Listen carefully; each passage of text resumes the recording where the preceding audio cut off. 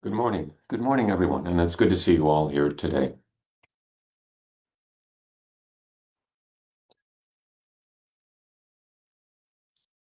So, we've been discussing, at least since last week, the Dhammapada, a very basic text in Buddhism.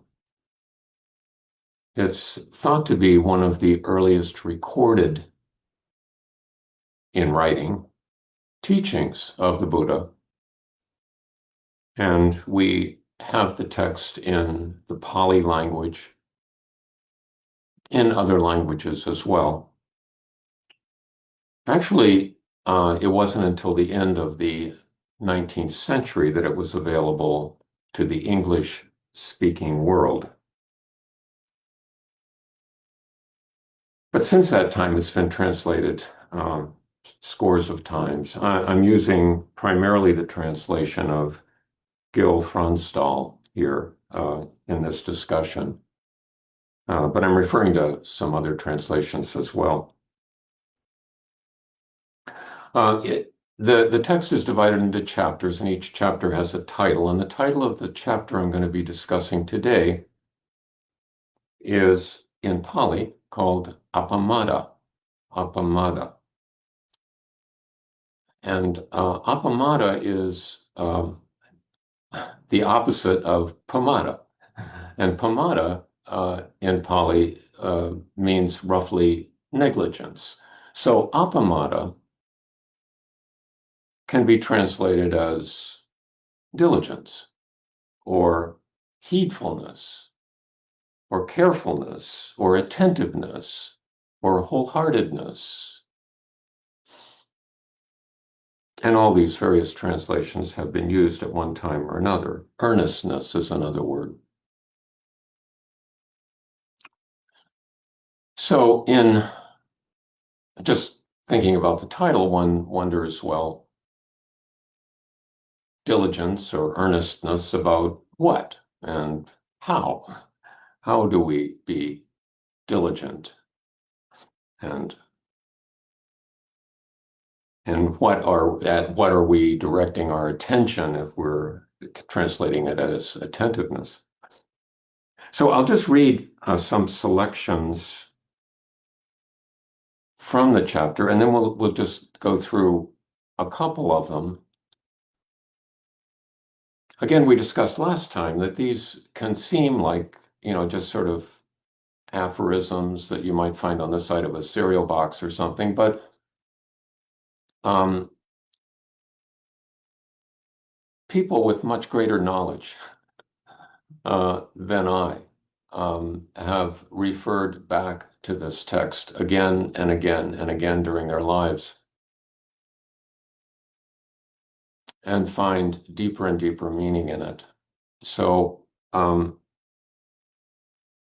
I think it's worth investigating these verses. It's written in verse form. Vigilance is the path to the deathless. Negligence, the path to death. The vigilant do not die. The negligent are as if already dead. Absorbed in meditation, persevering, always steadfast, the wise touch nirvana, the ultimate rest from toil.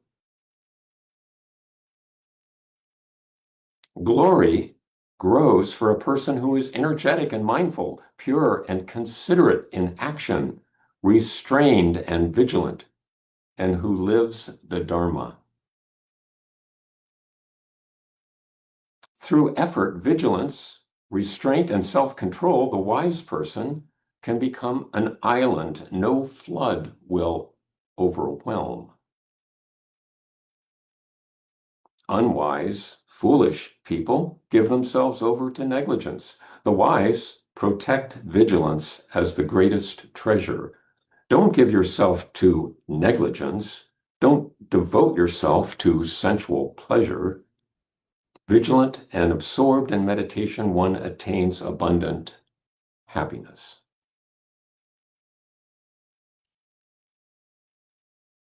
So going back through that a bit, vigilance is the path to the deathless. The Pali word for deathless is amatta, and it comes up frequently in early Buddhist texts.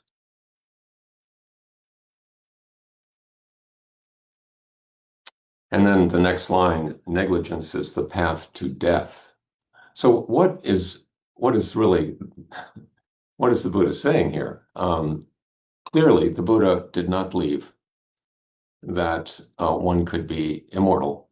That he spent a lot of his time convincing people that they too will die, that this body will cease. So he's not talking about immortality here. And the deathless is, I've seen it translated as beyond death. Vigilance is the path beyond death. So it's really clearly not talking about just the biologic features of our body. He's talking about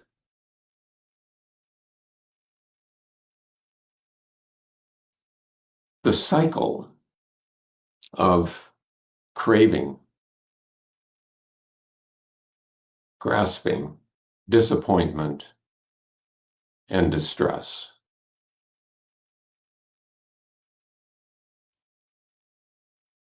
The cycle that seems to be our default mode, which is to think that if things were just so, we would be fine, and working real hard to make them just so, and then finding out when they are just so, they don't last, or it's not what we expected, and it's disappointing, and we're distressed. But that cycle of craving and disappointment, craving and distress, the vigilant can somehow be beyond that. So vigilant in what? He says the negligent are as if already dead. It's kind of like the unexamined life is not worth living. It's just a life of toil and distress.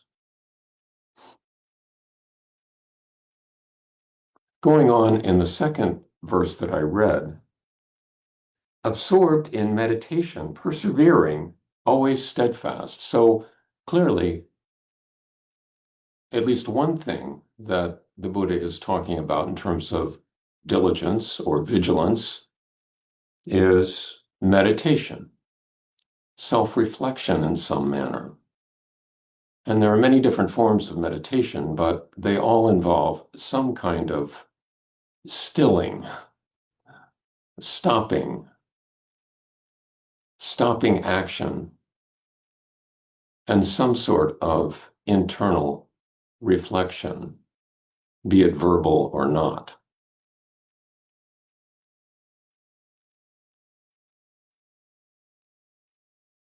The wise touch nirvana, the ultimate rest from toil.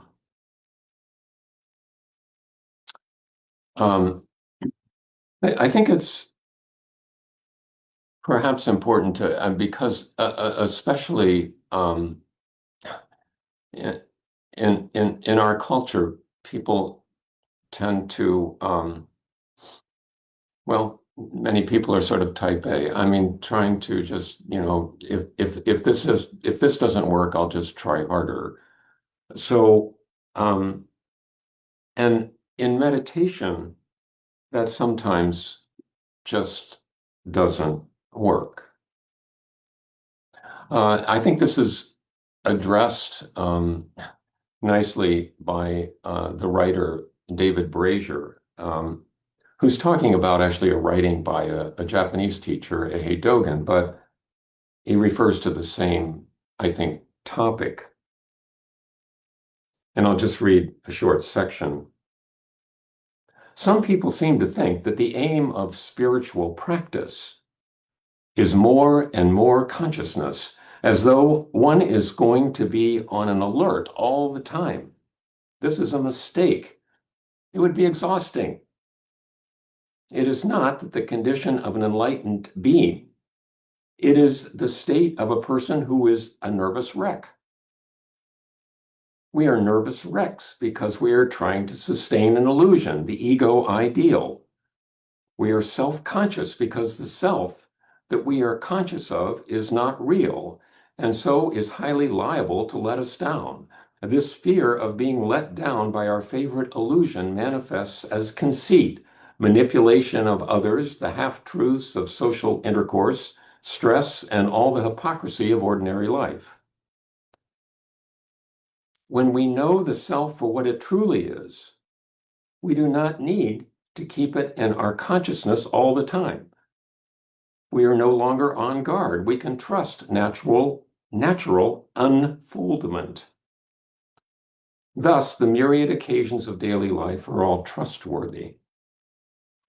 And he uses an analogy with learning to drive. When you first start to learn to drive, you're, of course, on edge. You tend to sit forward in the seat. Your shoulders are hunched. Your knuckles are clenched around the steering wheel, and you're just watching left and right and up and down and all the time,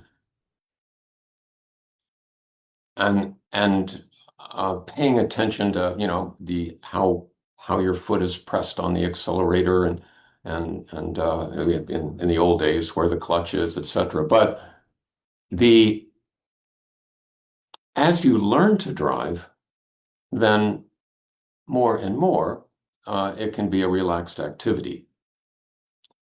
More and more it becomes second nature, so that you can carry on a conversation comfortably while you're driving. However, when you approach a danger zone, for instance, if any of you have been on Interstate 70 going east toward the East Coast, and you approach Columbus, it's a good idea to turn off the radio and focus all of your attention on all the lane changes that are going to be required in order to get you from I-70 west of Columbus, Ohio, to I-70 east of Columbus, Ohio. They don't make it easy. So,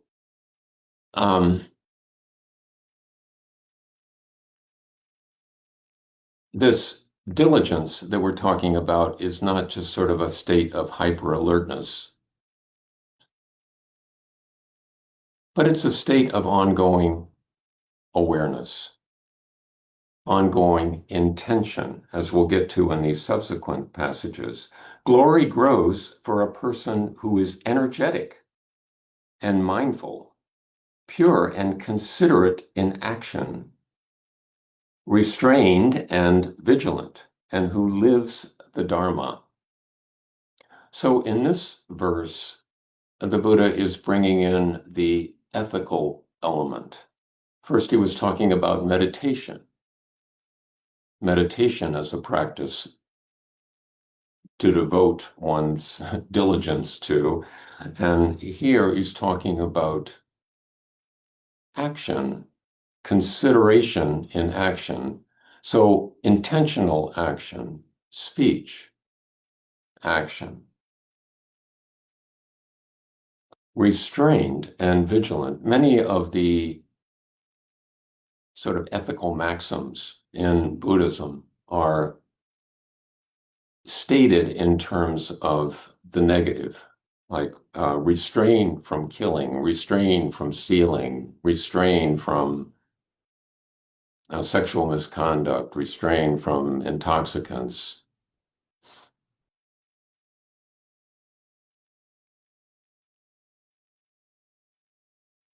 And I think historically this is important because the Buddha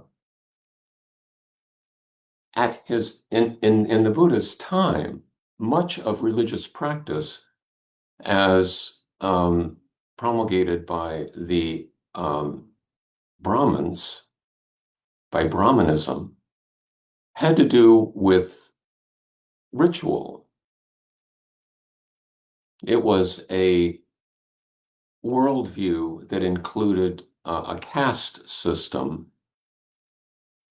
and the Brahmins, or the priestly caste, were endowed with certain esoteric teachings and could perform certain rituals to help people get to a better place.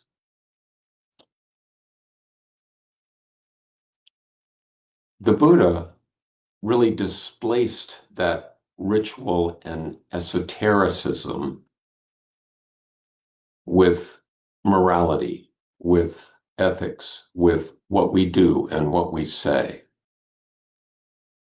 and really empowered people to use their agency to, in a sense, get them to a better place. And who lives the Dharma, sometimes that's translated as lives in harmony with the Dharma. The Dharma being, in this case, Dharma is used, the word is used in various ways. Dharma in this case uh, refers to, it might, in China, they would call it the way, sort of the law of the universe, just the way things are.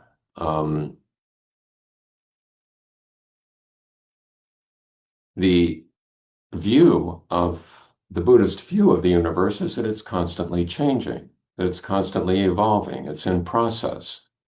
But it's not a random process.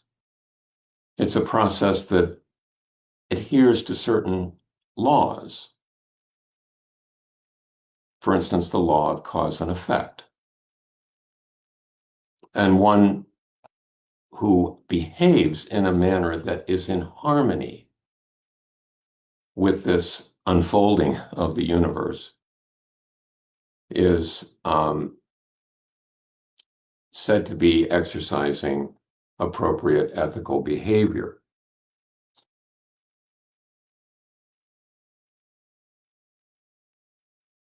Through effort, vigilance, restraint, and self-control, the wise person can become an island no flood will overwhelm.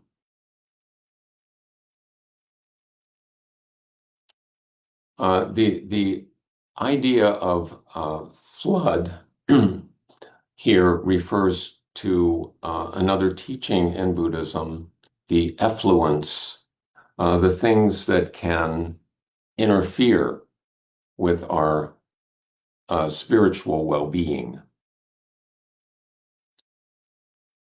Such things as addiction to sensual desire, not that people can't enjoy things, but addiction to sensual pleasures,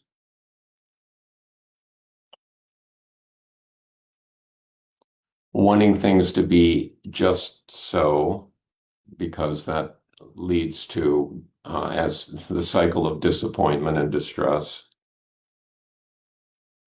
and ignorance, just defiance of the notion that things are impermanent, that they lack an essential essence or an independent self.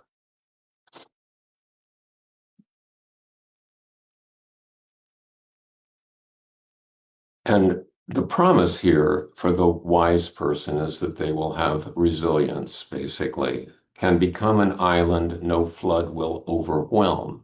Not that things won't happen, but that they will be manageable. And that would include the inevitabilities of old age, sickness, and death. Unwise, foolish people give themselves to negligence. The wise protect vigilance as the greatest treasure. Sometimes talking about foolish people, I think it's a common translation. Sometimes it's translated as ignorant people, which doesn't sound much better. But I think it is it refers to people who are again caught up in this cycle of craving, desire, wanting things to be just so, finding disappointment and distress at the end of the road.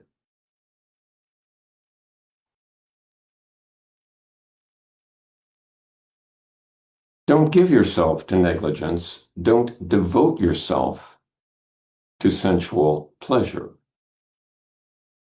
Vigilant and absorbed in meditation, one attains happiness. Again, not saying that one need be glum or not enjoy life, but to not avidly seek pleasure. There are a couple stories or a couple sections here from another translation of the Dhammapada by Narada. And Narada includes some stories that were part of a commentary by Buddhaghosa in the, I believe, the 6th century, who was from Sri Lanka, a Theravadan commentator on the Dhammapada.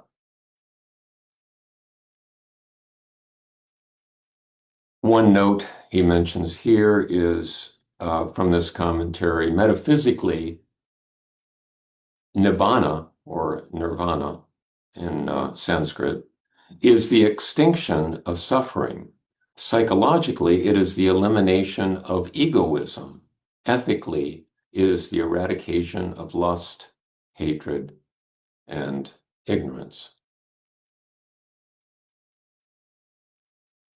But this little story, I think, is charming, and it's talking about a distressed young monk who brought his concerns to the Buddha.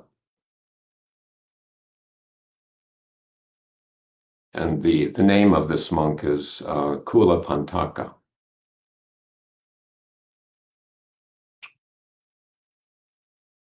So Kula Pantaka could not memorize a verse of 4 lines of the Dhammapada, trying for 4 months, and he was advised by his brother monk to leave the order. But he was reluctant to do so. The Buddha, understanding his temperament, gave him a clean piece of cloth and asked him to handle it, gazing at the morning sun. By his constant handling of it with his sweating hands, it soon got soiled. This perceptible change made him reflect on the impermanence of life. He meditated and attained arhatship, or in other words, he attained awakening.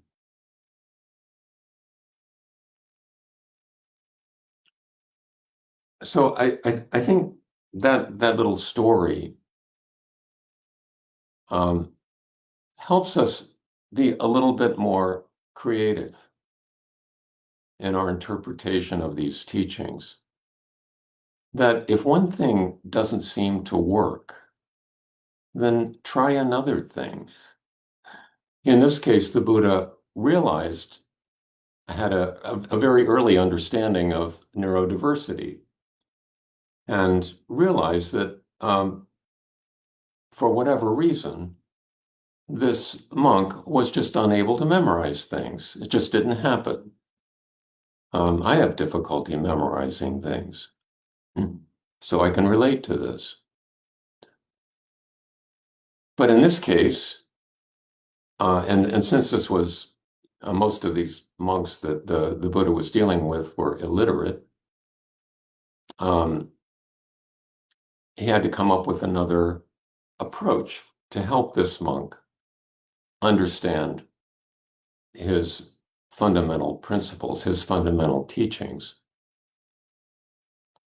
So he came up with this device, giving the monk a piece of cloth to handle, and they realized over time, the monk realized that the cloth changed, became soiled, and understood what the Buddha was trying to say.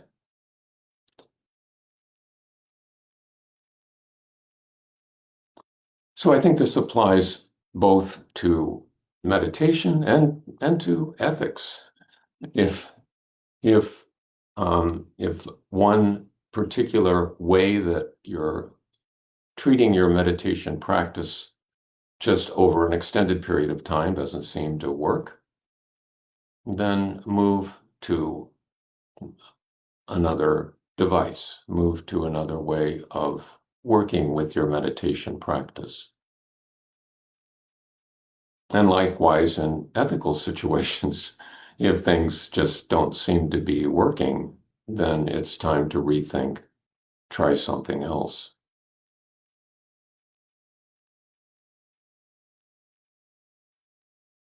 So I think I'll stop there. I will mention one other thing, and that is that appamada is a special word in the Buddhist tradition because according to the Parinibbana Sutta, which describes the last few hours of the Buddha's life, appamada was the very last word that the Buddha spoke. And he did so in saying, again, this is in translation, all compounded things are subject to vanish. Strive with earnestness. Strive with appamada. So we'll stop there. And I guess with the questions of, well, we'll go back to the original questions. What earnestness about what? Diligence about what? And what concerns might there be about being overly diligent?